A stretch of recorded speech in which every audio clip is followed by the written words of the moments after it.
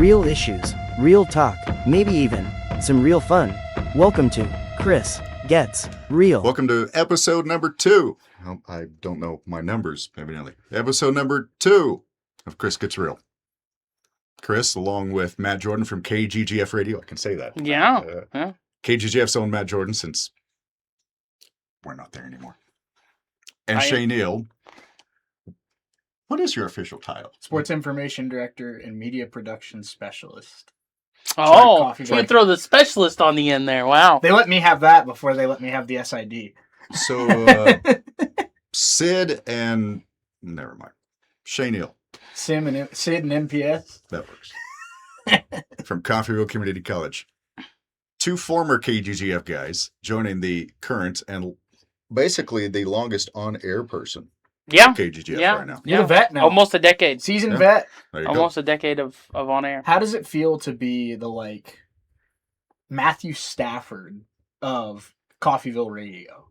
You're just the old guy. I was going to say, I don't know if that's a compliment or... And Matt Stafford just won a Super Bowl. Yeah, I didn't know if you were calling KGGF the Detroit Lions or if you were calling them the Rams. I wasn't really sure. Maybe somewhere in between. Also, it took... How long have we been doing this, Chris? And it took Shea, less than a minute to take over hosting? Oh, good hosting Lord. duties there, just asking the questions. And it's a legit question. It's banter. Yeah. It's not even hosting. This is what we used to do. We both were there 3 years. Mm-hmm. And so this is what we used to do on KGGF Radio. So I thought, why don't we bring this to Chris Gets Real? Yeah, it used to be off-air conversations. Yeah, now remember, this is on air. Are we family friendly? PG-13? We try to be. Okay, all right. That's right. For me, it's fine. It's easy. But Shea, on the other hand. Remember, so I'll bite my tongue. Me too. So we thought we would talk about the first half of the MLB season because now is the point. I know there's a couple friends of mine who are now starting to watch some games because it's after the All-Star game. Oh, they're tuning in now. Finally starting to tune in because it's not quite. Is it? Has it? No, we passed the halfway point. Halfway. We passed it before the All-Star game. Thank goodness. Yeah. So there you go. So now they're starting to tune in because there's just a couple months left in the season. Trade deadline is approaching. We'll talk about that because there's a couple surprises on there that my team, the Cardinals, are actually talking with or supposed to, which I'll believe that when I see it, but that's another story for down the road. So first half of the Major League Baseball season. We're past the All-Star break. So if you are tuning in and you're like a couple of friends of mine are just now tuning in, why don't we start with the stats? We'll start with the American League East. Tampa Bay is ahead of the Yankees by a game and a half. That's nothing. But Tampa Bay, through all of their idiocy with Tropicana, with Steinbrenner Field, now are they going to get a new stadium? They're going to move out of the city? I mean, where are they going if they don't move from St. Pete to Tampa, Orlando?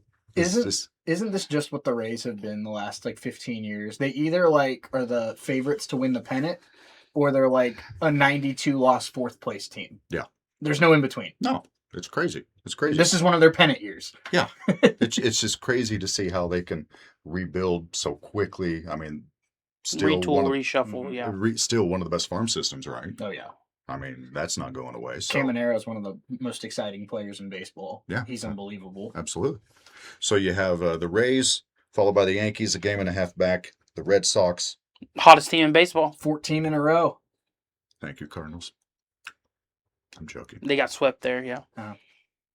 No, I'm talking Sonny Gray and William Contreras. Oh, okay. Didn't they sweep the Cardinals? They've been pretty valuable for Boston. They've done pretty well, which, cool. Glad to see it. Yeah. So Boston 6 back, Baltimore 9 games back, and then the Blue Jays 11.5. So there's the East. How funny is the AL East that, Boston and Toronto, New York too, but Boston and Toronto were kind of 2 of the big players last year. And until 2 weeks ago, Boston was atrocious, the worst team in the AL. And now Toronto's a last place team after being an out away from the World Series last year. Right. Crazy. It is. It really is. So, I wouldn't be surprised if when Judge comes back, that gives a jolt back to the Yankees lineup, and things will right themselves. And they're already not bad. I mean, they're 12 games over 500 right now. So Yeah, and they were, well, I think right before the All-Star break, they were like 4 or 5 games back of the Rays. So it shuffled around. They had a big lead, and they kind of fell off. And the Rays have been hot and cold, and they're a little cold right now. So it's been those two, though, all season. And, yeah, no Judge, and they've seemed to be, I wouldn't say fine, but okay. And I don't know. They may not get Judge back until playoff time anyway. And then we'll talk about it later, but trade deadline stuff too. I know they'll probably make some moves. Also, no Max Fried, so that means When's he supposed to come back? He's been out a while. Soon, I think. I know no Rodon. He's probably he might be done for the year, but no Fried for a bit. Stanton, heard some positive news about him today, so they've done it without a few of their big dogs on the team. Cole's been okay. Schlittler's been probably the best pitcher in the league. Yeah. No outside of Mizorowski. Yeah. Well, best pitcher in the AL. Yeah. Him and Miz are probably your Cy Young winners. Yeah. Unless you had somebody from Detroit. But that's that's a conversation for a little later. Yeah. I hear that. So let's move to the Central. I can't believe this. First place, Chicago White Sox. Yeah. I love this team. Is it crazy to say that? They have so much fun young players. They have Tristan Peters just got named an All-Star. Chase Mydroth, Kyle Teal, who they got in the Red Sox trade, Braden Montgomery, who they got in the Red Sox trade. Obviously, Colson Montgomery, their talented young shortstop. Davis Martin's had a crazy good year on the mound for them. They have Grant Taylor, one of my favorite young closers in the league. And they just took Rock Chalowski in the draft, #1 overall, who I think is going to be a future superstar. So this White Sox team, I mean, they're really fun to watch. All of that, and you didn't even mention Munetaka Murakami. I didn't. I forgot about the Southside Samurai. Yeah, the big time power hitter, and second, I think, in odds to win the Rookie of the Year. After missing a month. Yeah, but I think that's going to go to another fellow AL Central team member there. But yeah, no, the White Sox are. I think you could argue that the AL Central is just surprising in and of itself, top to literal bottom, with a team that I thought could have a chance to win the division in the Royals. No doubt. I think if you flip-flopped the AL Central's current standings and had 5 at 1 and 1 at 5, there's a lot of people that thought that's how it would have played out 3 months ago. Outside of maybe the Twins, I think people always thought they were going to be bad, especially fire sale last year. We'll see if they fire sale again this year. But yeah, no, the Royals, I think, at least obviously being around here, being around them, being affiliates, like I thought they would be a lot better than they are. Noah Cameron's been disappointing. Cole Reagans has been injured and disappointing. I mean, Bobby's doing Bobby things. Jack Caglione's been a lone bright spot for the team, but outside of that, I mean, not too much going on. They did just win a series against the Padres. They took Game 1 on a walk-off last night on the 20th, and so we'll see what the series looks like. And off topic on Royals play, just as bad, and I'm sorry, he's a play-by-play legend, but listening to Denny Matthews call the walk-off game winner last night put me to sleep. Like, can we put that man into the retirement home and get someone more young and exciting? Because the Royals aren't very good, and neither is the on-air radio stuff. Pack them up, Unk. Yeah, it's just Denny's a legend, and he's had a very long, great career, but he's sleeping through games. My boy Jake Eisenberg can handle it from here. Yeah, or just yeah. It was rough last night. I think we just found our promo. 10 seconds. There you go. Hey, I do what I can. And you do it well. You do it well. The Royals, they'll put you to sleep. Yeah. No, he didn't say that. Greatest insomnia cure, Kansas City Royals baseball. Actually, that's this podcast, but that's another story. So White Sox, first place. Guardians are 1 game out. And this is actually from, what is today, guys? The 21st. 21st. Yeah. Thank you. Don't even know what day it is. So the Guardians are out, 1 game out. Twins are only 5 back. The fun thing about a division where all 5 teams are incredibly mediocre is it's still anyone's division. Yeah, it's been that way all season, except for the Royals. No, I mean, the Royals are one little 7-8 game winning streak away from being right back in this thing. That's true. That is true. Twins are 5 out. Tigers are 6.5 out. And the Royals, 13 games back. Oof. Honestly, it's a shock it's not more with the way they played this season. Right. I Couldn't agree more. No, I'm with you. I think, Cags has been a nice little bright spot. Carter Jensen's been pretty good too. When he's not But outside, oversleeping and missing games. but outside of that, India's been hurt all year. Reagan's been hurt all year. Bubic is hurt again. Yeah. Michael Garcia's been on and off the IL this year. Yeah. I mean, the best player of the last month has been Tyler Tolbert. Right. And I'm a big Tyler Tolbert guy. Now. But that should never be your best player. No. No, that's true. No. So moving on to the AL West, because I've got to get through these so we can go to the disappointments. Yeah. Y'all know my disappointment. Oh, we know who's It's not disappointing. it's not the Cardinals. I'm shocked, and I'll talk about that in a minute. The AL West, I can't believe this. The Mariners are in first place. Great Half pitching. a game over the Texas Rangers. Astros are 3.5 back. The Athletics, A's, Of nowhere. of somewhere to be determined Sac Vegas. later. Yeah.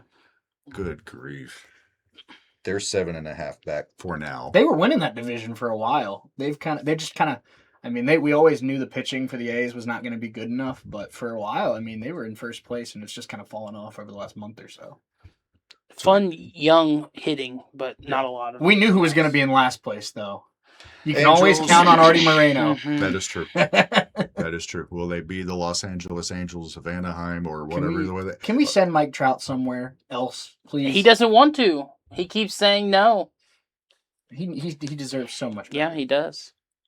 There is I don't know.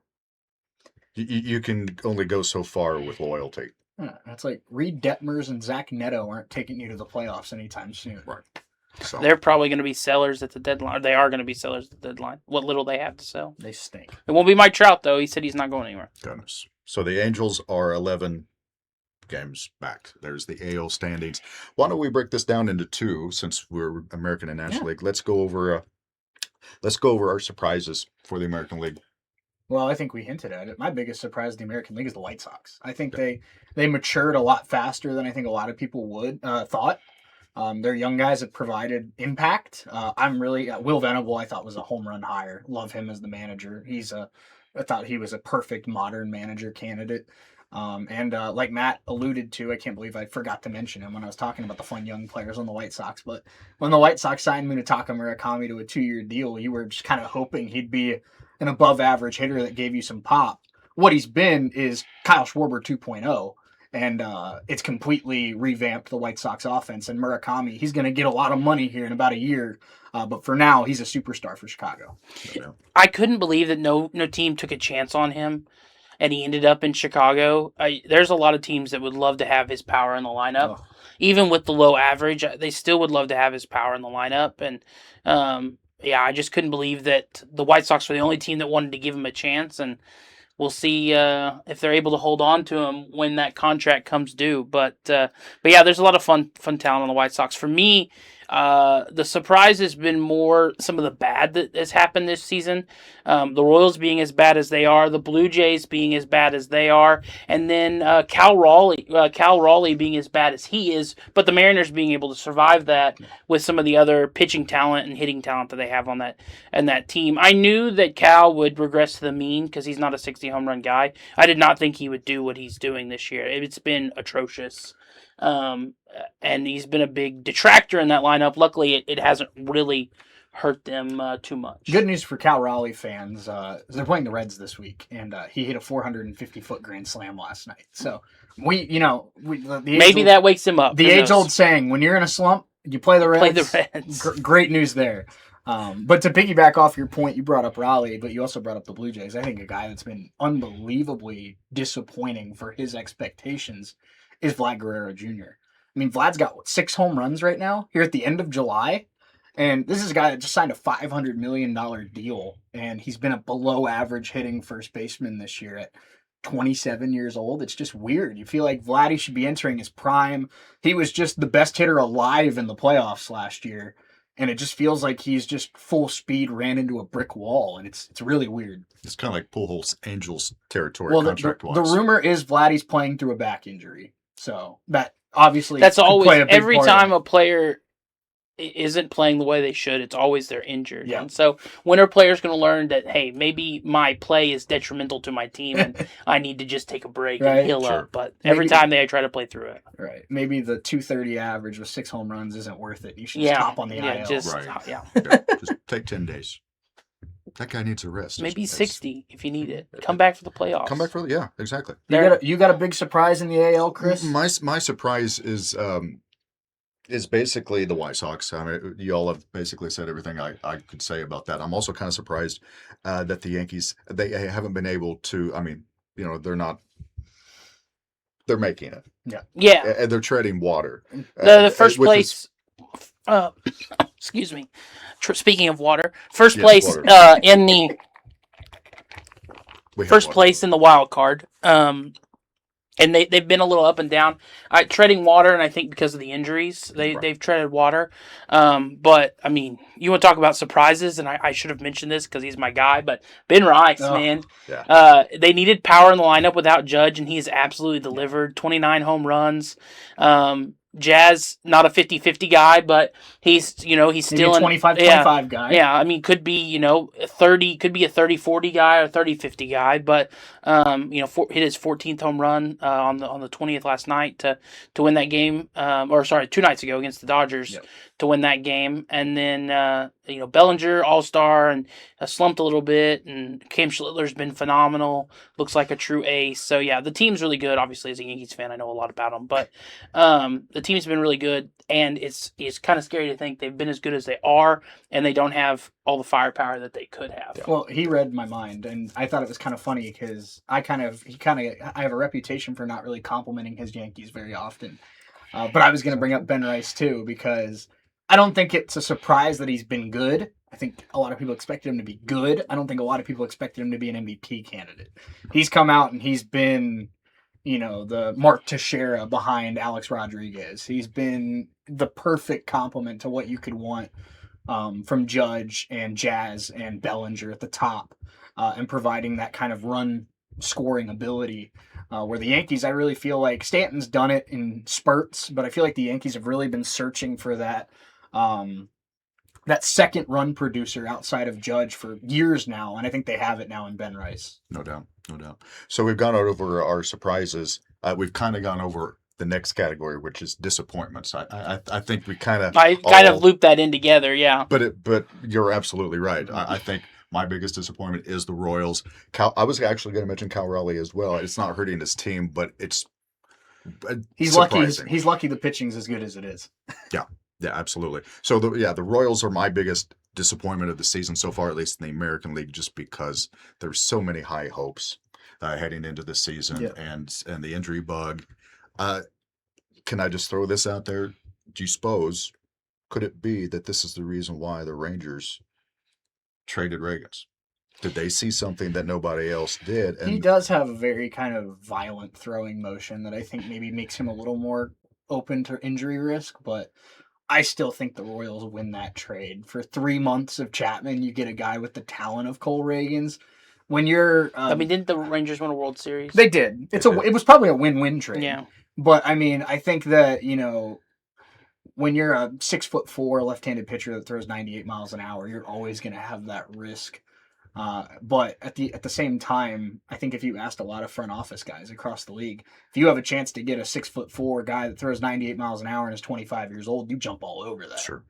And basically, don't you think he's just like a tweak or two from his mechanics? You would think so. Well, I think he's pretty talented. 2 years ago, when they were in the wild card, he went out and threw 6 shutout innings against the Orioles, and we went into 2025 thinking this guy might go win the Cy Young. True. I give you disappointing, but not surprising. Mm-hmm. Because we talked about a lot of things that were surprising and disappointing. Disappointing, but not surprising. Disappointing that they haven't fired Quintero. But not surprising. No, I agree. But you look at all the other teams that have had really bad starts. The Phillies got rid of their manager. The Mets got rid of their manager. There's one more team I can't think of at the moment that fired their manager because they were off to a bad start. But the Royals are just sitting there, just whatever, And I feel like this is kind of, he had that one I would call it an outlier where they made the ALDS, lost the Yankees, and then disappointing season last year. A lot of hype coming into this year, disappointing again. It might be time to move on. And I don't know what the other option is, for them. But I've never been a fan of. I'm not a fan of either one of the Missouri managers in Marmol or Marmol's being carried by his players. Yes, but. Yeah, no, Quatrero, I think the Royals got to let him go. I'm going to throw in one more disappointment because I can feel we're kind of starting to shift towards the NL, but I'm going to throw out the Detroit Tigers because I know you can't control Skubal's injury, and Skubal's such a big piece of that team. But a team that has A.J. Hinch, a World Series winning manager, I know there's a big asterisk on it, but he has won a World Series. Yeah. And they signed Framber Valdez, who you could argue is maybe the best pitcher available in free agency. Massively disappointing, though. Gleyber Torres, you have Colt Keith, you have maybe the Rookie of the Year in Kevin McGonigal, Spencer Torkelson, former first overall pick, Kerry Carpenter can really swing it, Parker Meadows, Riley Green's been really good. Riley Green's a two-time All-Star, Dylan Dingler's having a fantastic year. This Tigers team is loaded with talent, and I think every baseball watcher across the country would have told you 6 months ago that the Tigers should run away with this division, and they've just been so flat, so underwhelming, and Skubal's injury does play a part in it, but there's so many all-star caliber guys / good baseball players on that team that fourth place is embarrassing for the Tigers. To the point where now they're talking about selling Skubal. Yeah. I know we'll talk more about that later. Right. Well, but I mean, because your team is highly touted to be on that list. You think Dominguez and Spencer Jones gets it done? Probably not. Probably not. Miguel Andujar and Clint Frazier. No longer available. Yeah, unfortunately. All I can say is, if Skubal goes to the Dodgers, I riot. That's just all there is. If the Dodgers find a way to get Skubal, I might just stop watching baseball this year. Might not be a point to watch the rest of the season. Really. With Shohei shut down, it could be interesting to see if that's something and that Lord knows they have like 10 of the top 50 prospects in baseball. Yeah. So we there's the you're right. There's the AL. Let's go to the NL. Let's go to the NL. Now, do you want to do a possible trade suspects in the AL before we move to the NL? No, I think it'll all be together. I think there'll be enough a little crossover. All right, sounds good. So let's move on to the NL East. No surprise here. Braves, although they have cooled off a little bit, the Braves are still ahead. They're in first place, 3 games over the Phillies, 7 games over the Miami Marlins, 8 over the Washington Nationals, and then I love this next part. the Mets. God, they're bad. I love this. God, they're bad. 17 games back in the NL East, the New York Mets. We knew the Braves were going to bounce back, but I do want to take a moment and be really impressed with what the Philadelphia Phillies have done.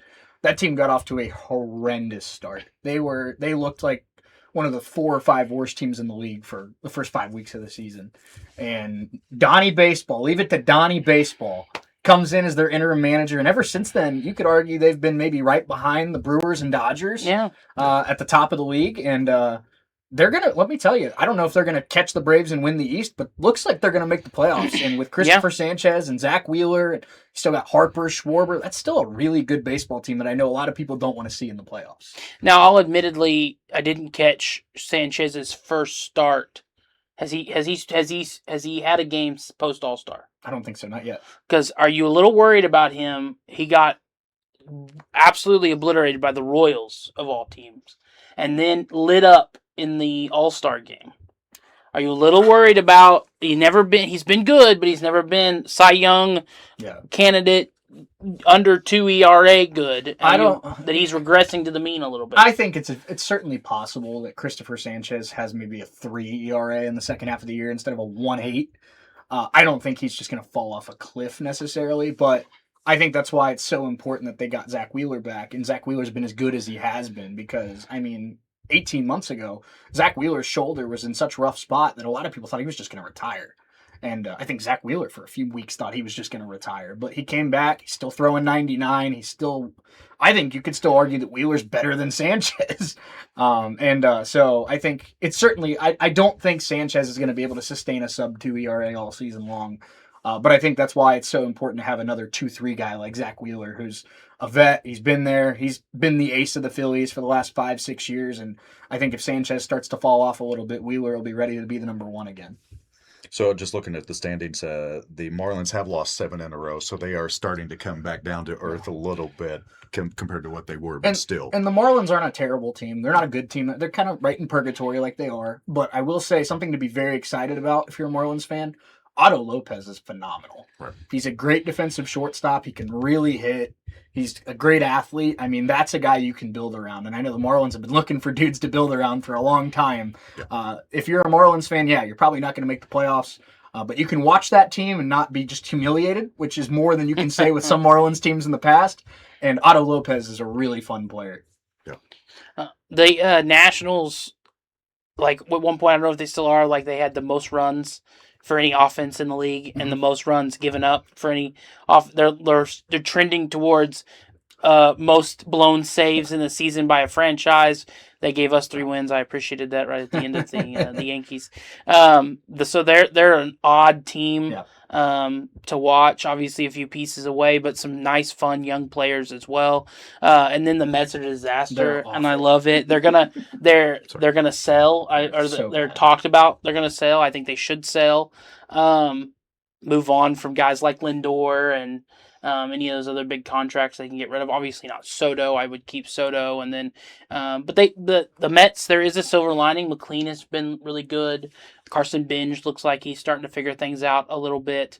Love AJ Ewing, Springboro, Ohio guy. Ewing has been a bright spot for them, but yeah, no, they're a disaster. They've spent a lot of money and it's not worked for them. I want to touch on one national. First of all, you're exactly right. They are our Jayhawk fans that watch Jayhawk basketball know exactly what I'm talking about when I say this. They are the Butler Grizzlies basketball team of Major League Baseball.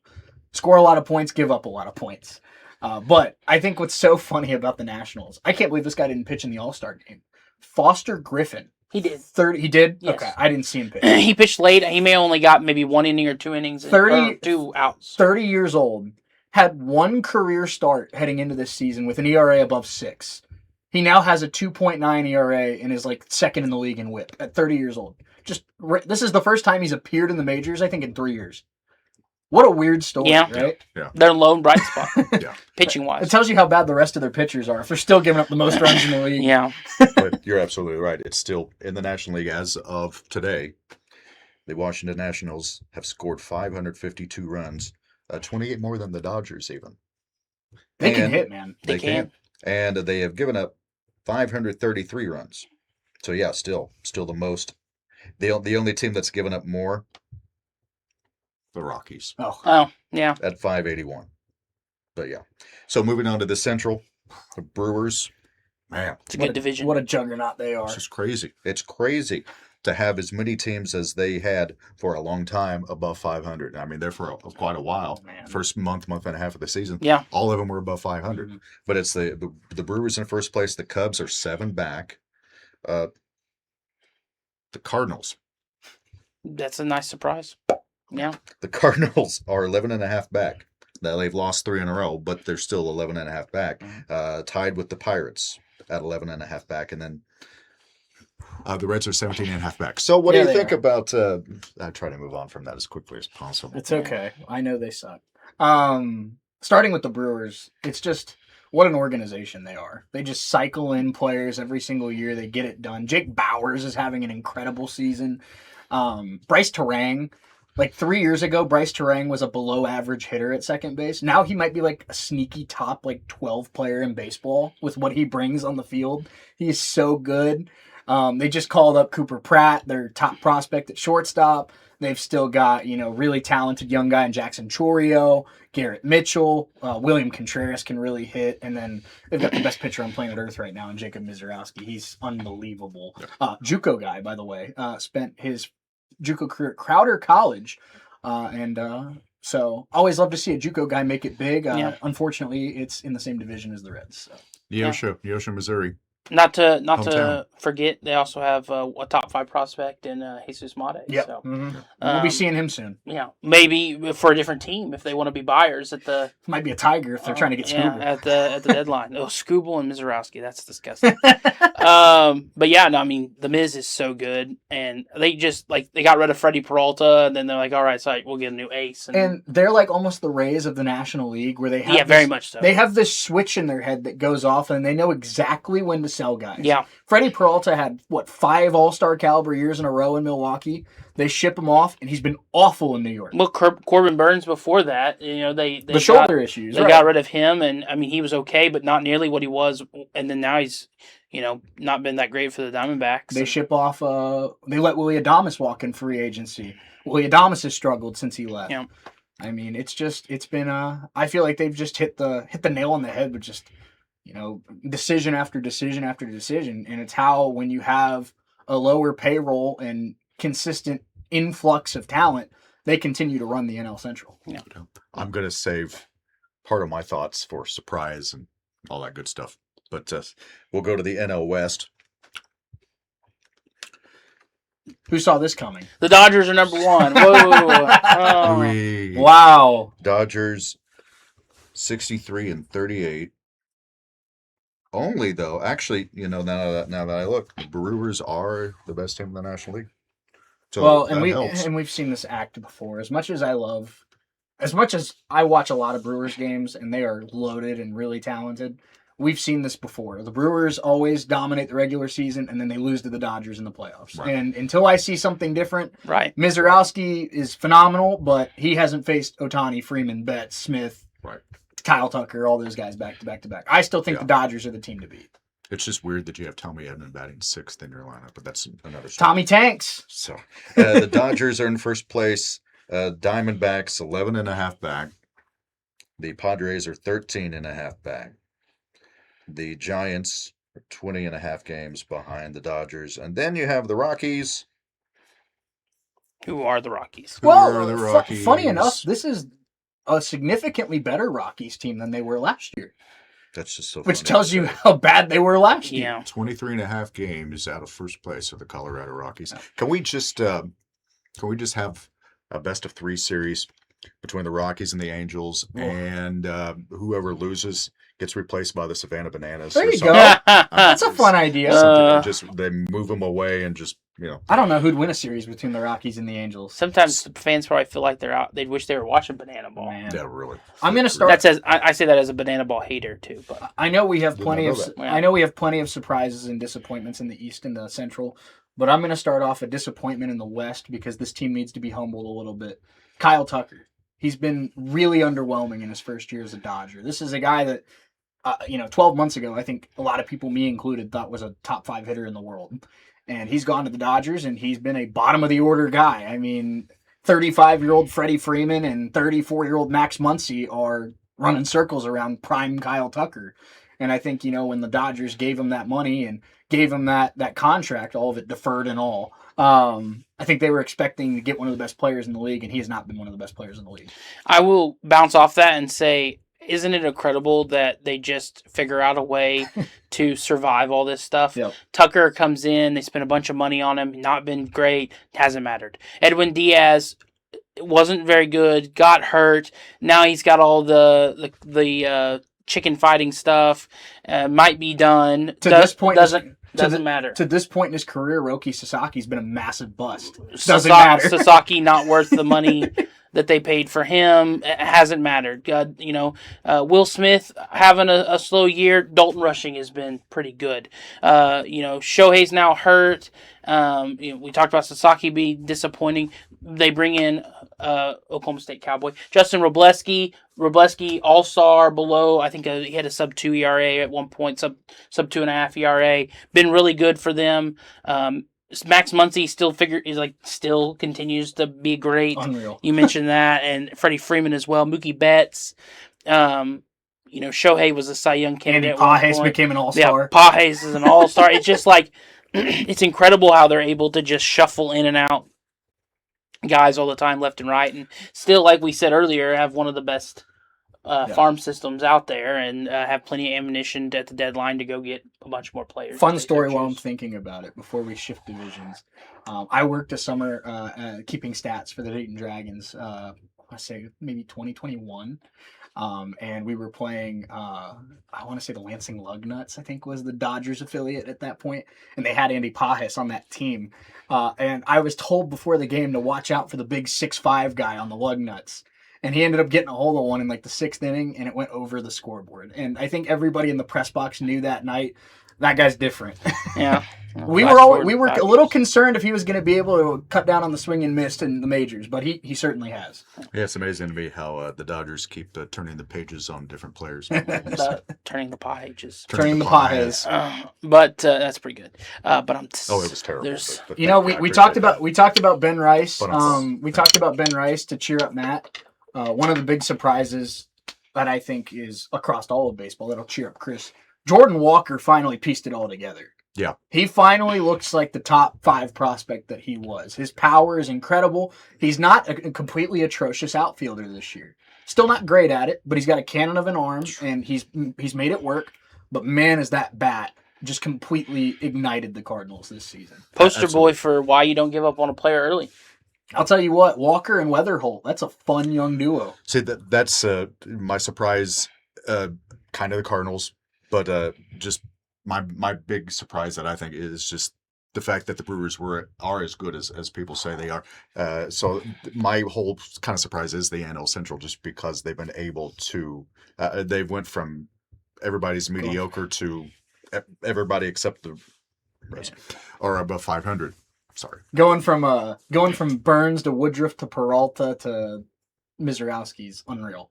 They've done it all in like 6 years. Yeah, absolutely. So that's my big surprise. The main thing I want to say is I'm glad the Cardinals are having the season they're having, but my biggest thank you is actually happened a couple days ago as we're filming this, when the Cardinals did something they haven't done in 16 years, and that's blow a 7-run lead. I think that just proves what needs to be improved upon going into the next couple of seasons. Mm-hmm. You know, the relief pitching, great offense to watch, fun offense to watch, but don't want to be the Nationals. You got to find out who your starters are, and you got to find. I'm pitching all the way around. It's got to be taken care of for them, but. My biggest surprise is the fact that the Cardinals actually were proactive for once in their life, and that they signed Weatherholt to that long-term contract. Yeah. Good to jump out early. I promise you, as soon as the offseason hits, they're probably going to be working on something with Jordan Walker. Yeah. I mean, it's a great – they got to figure out who their core is, in my opinion, who the core is and who they can trade off to get some pitching, because I don't think they're going to be able to do anything without trading for pitching. You know, Walker, Weatherholt, you know, you've got Burleson.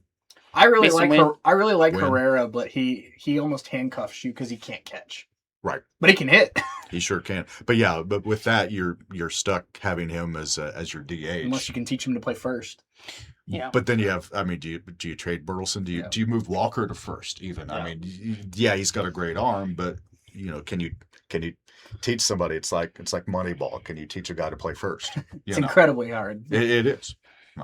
Maybe I can teach one of them. And you can hide subpar outfielders that can hit in the outfield as long as they have cannons. I think whether it be, you just need a really athletic center fielder to go along beside him. Yeah. But you can hide him in left or right field depending on where you're playing.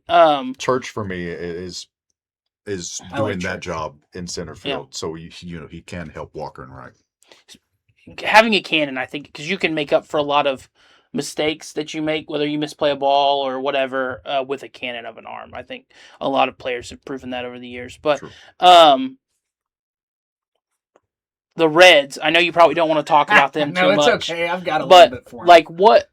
Like you bring in Francona, you thought that would be like the key part to turn into, and like, and maybe I feel this way because of you and how much, you know, like there might be a team I don't know any better than outside of the Yankees than I know the Reds, but it just feels like Sal Stewart and Ellie and Tyler Stevenson and Spencer Steer and Lodolo and Green, and like it just feels like it should be a team that should be able to put something together.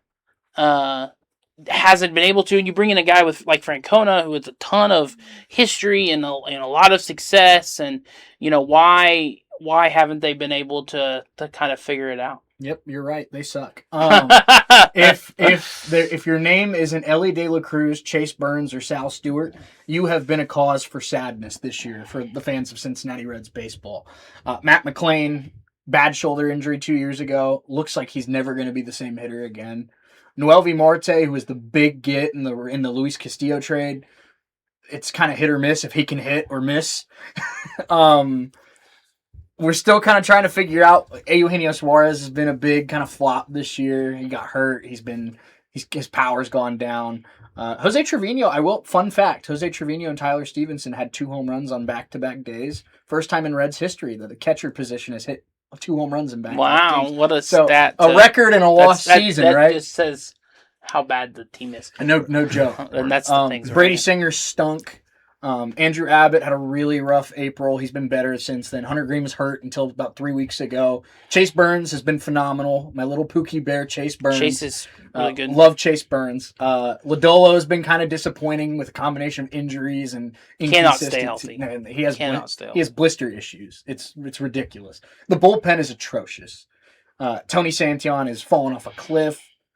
Emilio Pagan got hurt. Pierce Johnson might be the worst free agent reliever the Reds have ever signed. Caleb Ferguson just got absolutely roasted on social media last night for what he said to Bill Miller. I don't know if you guys saw that. I shouldn't say it on your podcast, but Bill Miller got in the way of Edwin Arroyo making a play on a ground ball, and let's just say Caleb Ferguson wasn't very nice to him. Go look up that video. I will. But the Reds bullpen has been atrocious. And just to perfectly explain to you, I'll put a bow on it this way, how disappointing the Reds have been in 2026. We just signed Chase Burns to a 9-figure, $105 million extension. Love that move. Chase Burns is going to be a stud for a long time. Reds finally dished out some money. Now, that contract extension took an extra 6 hours to sign because the Reds general manager spilled his coffee on the contract. Oof. Does that not scream incompetent franchise? Oof. And if I was Chase Burns, I might have thought about not signing it after That's a sign. Yeah. But no, at least we have Chase Burns. At least we have Sal Stewart. I'm really going to enjoy Ellie for the next 2.5 years before he's a Dodger. Or a Yankee. Maybe we can work together a package and get Ellie and Chase to the squad. Yeah, you're not getting Chase. We're gonna keep that family friendly. It was good. Thank you. I tried. So I think we've kind of gone over our surprises and our disappointments, kind of all in that, which is very, very cool. So shall we go to the trade deadline? Trade deadline, yeah, that's fun to talk about. It is. So fun to speculate, but never as fun. The speculation is always more big than the actual trade deadline. So I think the biggest fish on the market's Tarek Skubal. Of course. And if I remember correctly, basically all the contenders are in talks, vying for him at some way or the other. So, do you think he stays in the AL? Do you think he goes? What do you think? I don't know why. The Dodgers have the most prospects and probably could give the best package. I just have this gut feeling that the Milwaukee Brewers are going to be in that conversation. And I don't know if they give up Jesus Mate for a half season of Tarek Skubal, because I know the Brewers aren't going to give Skubal the contract he wants. But if the Brewers really think that this is the team that can go the distance, and if you pair Skubal and Mizorowski together, you become the best team in baseball, do you do it? Because a couple of years ago, the Padres gave up Leo DeVries for Mason Miller because they thought that was going to get him over the top. Mm-hmm. I could see Skubal to the Brewers being maybe a similar type of conversation that they have in that front office. But I will admit, it's a move that historically the Brewers don't typically make. And because of that, I think they'd have to give up Jesus Mate. They would. Like, I don't. If the Brewers make the phone call to the Tigers, and the first words out of the mouth of the Brewers GM isn't Jesus Mate, you hang up. You can get a better deal. Yeah, I mean, that's what. There's not a culmination of players, but I can get that would be worth. I think if you can get Mate for 2 months of Skubal, you not only keep him on the line, you're starting to write stuff down, because I think Mate is going to be that exciting of a player. And I mean, you can move McGonigal to second, have Mate at short, or vice versa. Because Glaber's not going to be there forever. Well, McGonigal's shown he can play a lot of places, and I think you can move him all around, and if need be. You mentioned Mason Miller, also on the trade deadline, or on the market right now. We can loop that together to another disappointment, the Padres. Can you imagine Mason Miller The closer for the Yankees. In That's what I'm pinstripes. hearing. It's been talked about since he was an A. I don't like. I obviously would love Mason Miller as a member of the Yankees. I just don't know if I want to give up what it takes, or if what I will give up is enough to get it. What I have heard is that maybe that if we agree to take on like Xander Bogaerts' contract, which let me tell you how much I would love if Bogaerts moved to New York and somehow refigured it out, and we have a Bogaerts.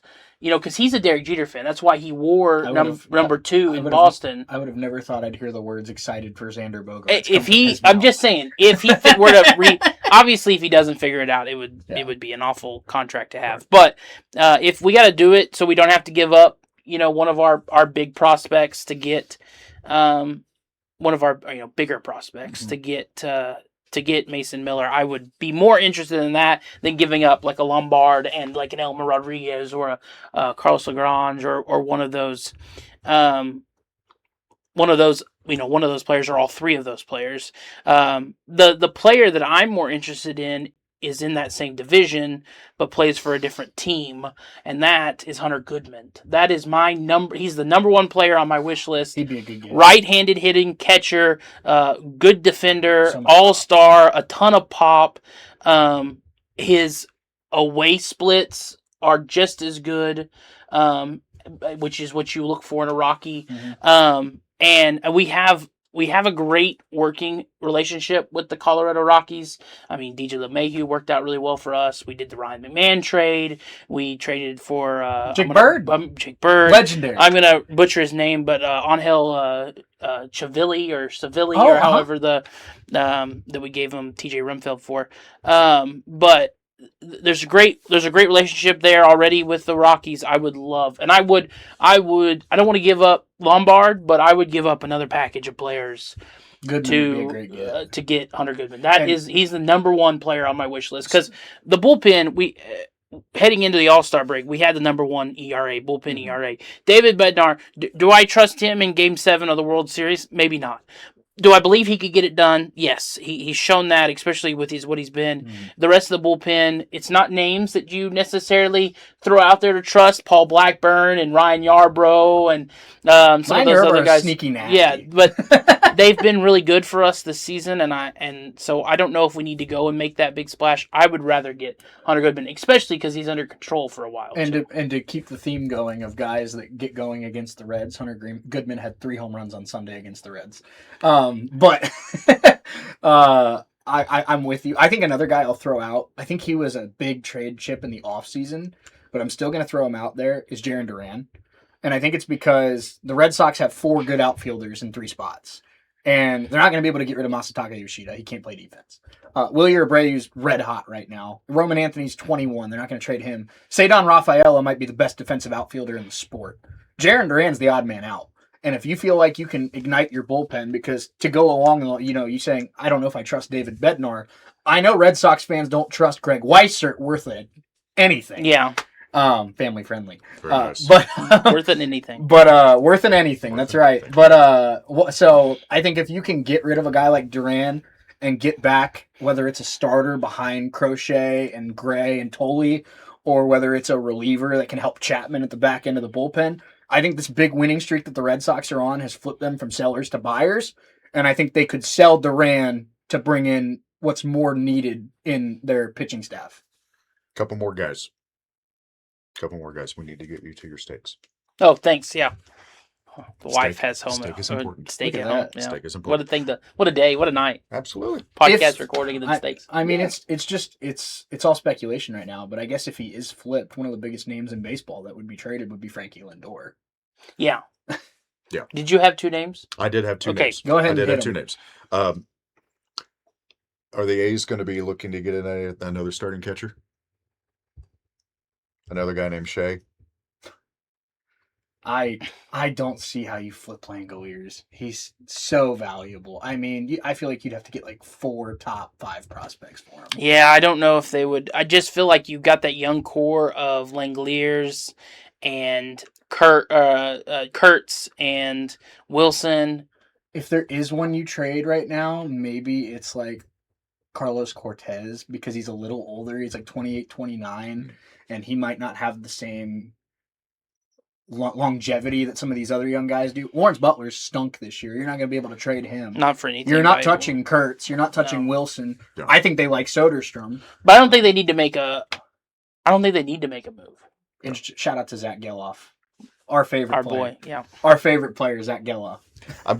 I was reading today, and he was like number 5 in the top 10 of possible trades. And I thought, Interesting. That's interesting, but because you're the why? first I've heard of it. You'd have to get a haul. If you could talk the Yankees into giving you like Lombard and Lagrange, I mean, yeah, there you go. I mean, that's a deal I would probably do, especially if the Yankees could figure out a way to get a different. Because if you have Langoliers and Rice hitting behind Judge, that's such a deeper lineup. Yeah, Langoliers, I didn't even consider that. He would be my number one, but things that I think would happen or should happen is Hunter Goodman. And I think giving them and I'll just give them Anthony Volpe. Yeah. Like they can just have him. Like they can just take him. He can just collect bags at the airport. Yeah. Yeah. One more that I've heard, and this is what cracks me up. Because I'm actually hearing Byron Buxton to the Cardinals. And I'm thinking to myself, I like that. But will the Cardinals do it in their full rebuild? I don't know what they would have to give up to get. Now, here's my question. I know this is a guy we talked about that we like. He's a young, good hitter on the Cardinals. But we talked about he doesn't really have a position. Do you trade like Ivan Herrera and a couple prospects to get Buxton? What's the Tennessee pitcher, Doyle? Liam Doyle. Would you give up Liam Doyle for Byron Buxton? Oh, that's so tough. Buxton's under contract for a while, right? Yeah, but Doyle's like we talked about earlier with Cole Reagans. When you have a guy that's 6'4", lefty, and throws 98, those are so hard to get rid of. I know. But, man, Buxton in that lineup. Buxton would completely change the Cardinals' offense. Pretty nasty. No doubt. Walker hitting 4, Buxton in the 3-hole. You could almost set up the lineup to be what? Well, we could do Weatherholt, Buxton, Burleson, Walker, or you could do Burleson, Buxton, Weatherholt, Walker. Yeah. Either way, I mean, I think adding a guy like Byron Buxton takes it from a middle of the pack offense that's really relying on Weatherholt and Walker to carrying them to this is kind of a sneaky top 10 offense. Now that's my number one guy I'd love to see on the Yankees. I'm a huge Byron Buxton fan. He's my favorite non-Yankee. He has not shown a lot of interest in being moved. He doesn't want to be. He's kind of like Mike Trout. He doesn't want to be traded. I'm going to throw some names out there, and you guys tell me if you think they get traded or where you think they're going to go. Okay. Joe Ryan. I know the first thing that popped in my head was Tampa, and I know that's because of Griffin Jacks, but he just seems like a Tampa guy, and it's because he was a Tampa guy when they traded him to Minnesota. But I'll lean that he stays at least another year. Boston almost got him last year. Yeah. What about a guy like Francisco Lindor? Atlanta Brave, they would never trade in division. Yeah, probably. And the Braves are rocking like a 24-year-old 5'7" prospect at shortstop right now. Trying to think who would maybe be in that market for a shortstop. I mean, what if like it could be another move where if the Brewers think they're that close, do you hold off on Cooper Pratt for another year and say, maybe we move Cooper Pratt to third, finally give up on a guy like Joey Ortiz, and let's try Lindor? Yeah, maybe. Michael Wacha. Oh, I love Wacha. What if he goes back to St. Louis, Chris? Not going to happen. You don't think? I don't think you'd have to give up a lot for him. No, but to me, they are so headstrong on getting these players worked in from the farm system. I don't think they're. Has there been a more reliable, consistent, just rock of a starting pitcher than Michael Wacha in the last 5 years? Well, you and I got to watch him pitch, and he didn't have his best stuff, and he still came away with a win. You can count on it's like a mid-3 ERA. You can count some innings. You can count on 6 innings and 4 or less runs from Michael Wacha every time he pitches. And he made Vlad Guerrero Jr. look like a rookie. Man, when we saw him, and it's crazy. And I feel like when you talk about Michael Wacha, because he is a veteran, you talk about innings eater, you talk about just a pro's pro.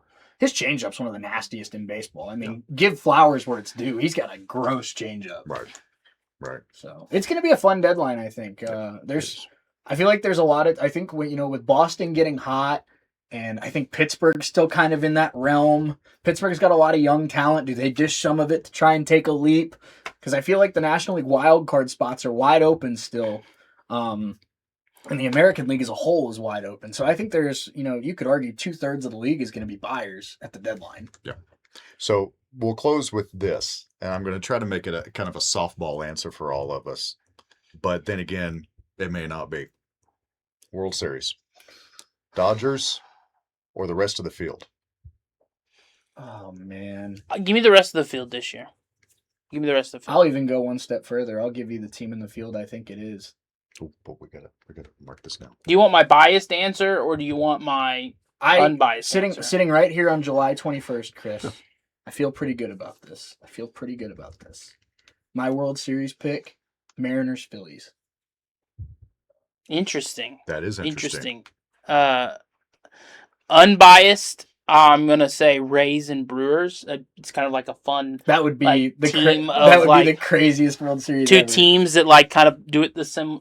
Biased answer is Brewers Yankees, with the Yankees winning the World Series. I think they do. Judge comes back and gives them, for the first time heading in, he's a well-rested Aaron Judge heading into the playoffs. He hasn't had 62, trying to hit 62 home runs or 50-something home runs and carry an offense. And because of that, he looks fresh in the playoffs, and he doesn't have a stinker of a playoff series, and he pushes them to his first World Series. So 2 quick questions to have him elaborate on his pick. First of all, you had the Brewers in both of your picks. So what's the big move they're making at the deadline to be? They get Skubal. Okay. I feel that too. That's kind of what my gut. I think they get a bat too. They get some bat. I'm not sure who it is. Like Winfield Perez. They get some type of bat that makes that lineup just what they need with Skubal. Matt Vierling would be perfect. And then my second question. Not really a question, but just, hypothetical. If we do get a Brewers-Yankees World Series, Game 7, The Miz against Cam Schlittler. That would be Cinema. Yeah. Yeah. That's WWE SummerSlam-esque stuff right there. Very cool, guys. So, thanks for having us. Chris, this was fun. We'll have to do this again, toward the end of the season or something like that, because I just came up with a question, but we'll save it for the end of the season. There we go. We could do this for NFL too. We could do it for lots of things. There's a lot of things we can talk about. We can do this with Jayhawk sports. Yeah, we can talk Jayhawk football. Absolutely. So there you have it. Matt Jordan with KGGF, CCC. Shea. SIDNPS, Good Lord, yes. How many letters can we throw out? A lot of letters, yeah. Yeah, it is. Shea Neal from Coffeyville Community College. This is Chris Gets Real. Oh, hey, before we go, I want to give a shout out actually to, I got merch. I've got merch. Check out this hat that I just got. Oh my goodness, look at that. The Chris Gets Real podcast. That's slick. High Note Productions out of Carl Junction, Missouri. Wow.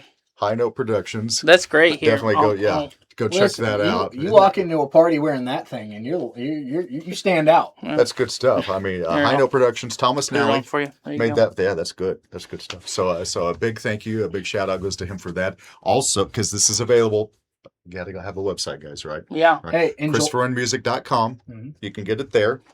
You can also, where is it? On the other side here. We are actually getting new mugs. Oh, he's got new tubs. New tumblers. This is actually last year's model. It's got my logo and everything on it. But the new ones are actually stainless steel on the outside. And let's see, what is it on the inside? Well, ceramic. What perfect merch for July. Yeah. Hats and tumblers. Wow. It's the new ones they have the magnetic lid on it so you can keep it clean, and it's ceramic on the inside. So that's incredible. You coffee snobs know that ceramic doesn't change the taste like stainless steel does. So you can actually get those on my website, ChristopherRunMusic.com. Tell your friends, tell everybody you know about Chris Gets Real. We'll catch you next time. Don't forget to like and subscribe. That's right. Yes, like and subscribe. See you.